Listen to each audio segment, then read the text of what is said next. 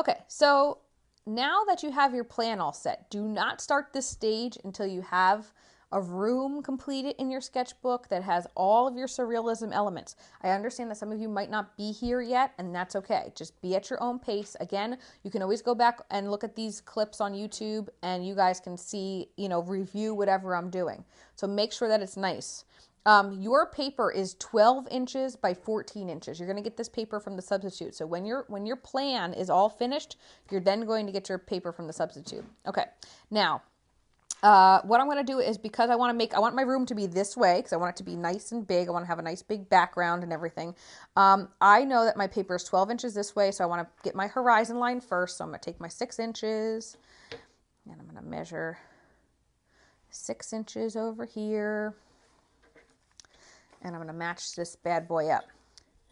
All you need to do, I'm going to go through with you how to make the proper sized room, and then you're going to be on your own for a little while, and then we're going to come back and you're going to see exactly what you need to do from here. So now this is 6 inches across. I got my horizon line. I am going to go, this is 14 inches. This is 14 inches this away. And what I'm going to do is I want to find half of 14 is 7. So I want to find 7, make a little mark, and I'm going to make my vanishing point. Again, this is the most important thing in your whole paper. So make sure it's nice and dark with your pencil. Then what I'm going to do is I'm going to take my ruler. You might need to get the bigger ruler to do this, and that's okay. If you have the small ruler, you can do it too. You're going to take it from the corners, and you're going to go through your horizon line, and you're going to make a nice diagonal. So these are the corners of your room. I'm going to do the same thing again. I'm going to take my paper.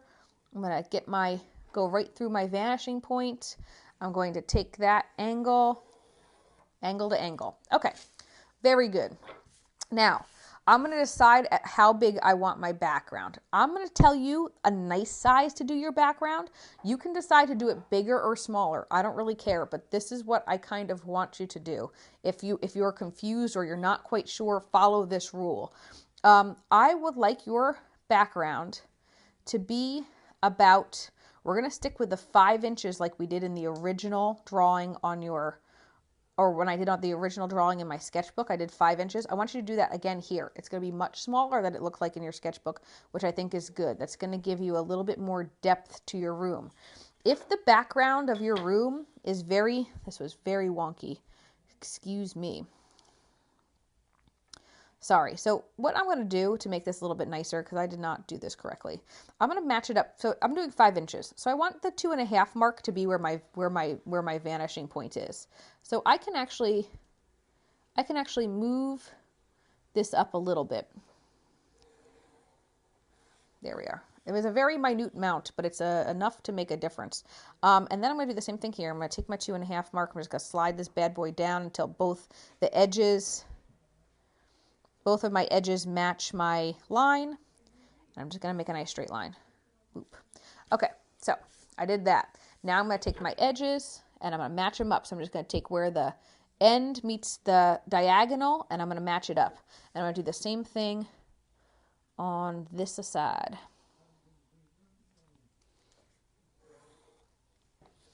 Okay, so there's my back wall. It feels a little crooked to me, so I'm going to do a little work on it.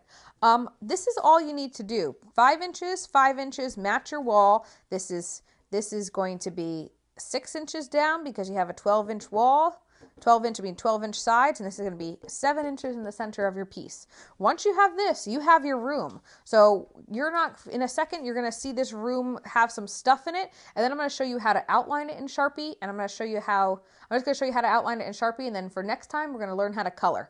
Again, each of these steps is going to take you a lot longer than it's going to take me to do. So please do not feel like you need to be on this step today. If you're still on the sketchbook step, if you're still working on your plan, work on your plan.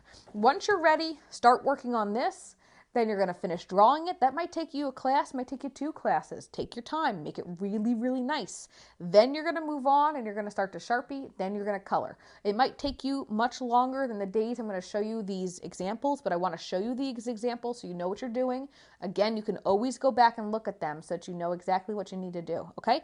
So once you're here, you're going to start drawing your room. And we're going to see, I'll have a room in just a second. Movie magic. I'll be right back. Okay. Now that you have your room all drawn, now I expect yours to be better than this is. I expect you to have more furniture. I expect you to have more stuff going on. I just kind of drew this quickly so we can get a good idea of what the next couple steps I want you to do are. What you're going to do is after everything is drawn, it is super important that everything that you do not want to be seen is erased. I repeat, make sure everything that you don't want to see, like any of your horizon lines, any of your things, like my little vanishing point here, I don't want to see him anymore. I'm done drawing, so I'm going to erase him. I want to make sure that he's really erased. That was not really erased. Okay. So now, what I'm going to do is I'm going to take my Sharpie marker. You want to use this Sharpie marker, the extra ultra fine point, not fine point. This is going to be way too thick and is going to ruin your project. I repeat, do not use this Sharpie marker. You want to use this Sharpie marker. Make sure it's a thin point Sharpie marker. Super important. Okay, when you are done, you are going to take your Sharpie marker and you're going to outline everything. I found last year when I did this project that when some people opted to do a outlined in Sharpie project and it just looked so much sharper. So I would like all of you to please outline in Sharpie. This is just going to make your whole piece really stand out and look a lot sharper instead of just being a colored pencil piece. You're going to take your time. You are going to Sharpie the whole entire thing.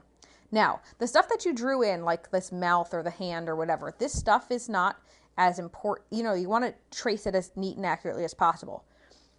Do not try to trace a straight line without using a ruler. Please use the ruler again. That's the whole point. So I'm going to take my ruler, I'm going to line it up along the line that I already made, and I'm just going to make a straight line. This is going to keep everything so much neater. It's okay if you see the pencil underneath of it because we are going to erase it when we're all done. So we're going to take our time. You're going to take every single detail. And again, you should have a little bit more detail than I actually have in my project here. And you're going to then outline everything in Sharpie. It's going to make everything look so much cooler. Oop. That was not very nice, but take your time. Don't rush. It's really important that you don't rush. And I'm going to take my time and I'm going to come back in 1 second and all of this is going to be Sharpied.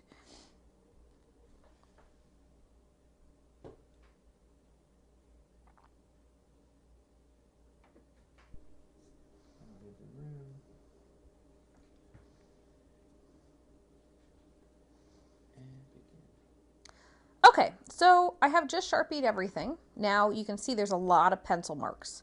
This is your next most important step. If after you Sharpie everything, there are a lot of pencil marks left over, which there will be 100%. You're going to take a nice big eraser and you're just going to go to town on it. You want to make sure that you really use your muscle and you really get all those pencil marks off. If you have a nice big eraser from the front of the room, it really shouldn't take you that much time. Just be careful you don't rip your paper and make sure that you want to hold down the paper so that you get nice, you get a nice grip with the eraser.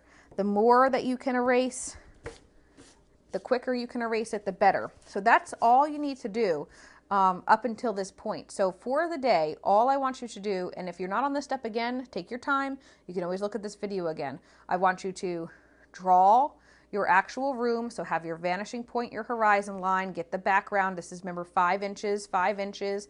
I did all my little details and I drew everything in with pencil. Then I took the thin Sharpie, not the thick Sharpie, the thin Sharpie. I outlined everything. Once I outlined everything, I then erase. After you erase, you're going to be done until the next step. So make sure that everything is as neat and nice as possible. When you're doing your straight lines, make sure you use a ruler again. Do not try to outline it freehand. You need to use a ruler. And that's it.